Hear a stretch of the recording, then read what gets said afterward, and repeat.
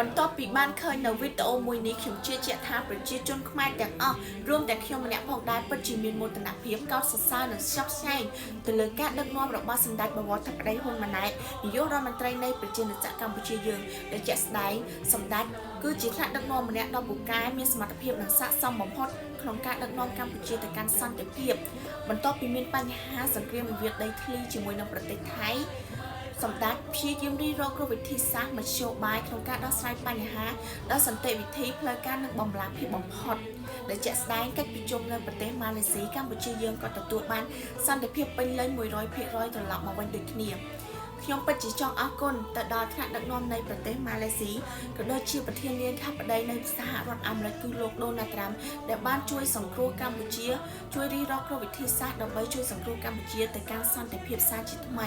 ក្នុងនាមខ្ញុំជាប្រជាពលរដ្ឋខ្មែរខ្ញុំពិតជាមានការអរគុណ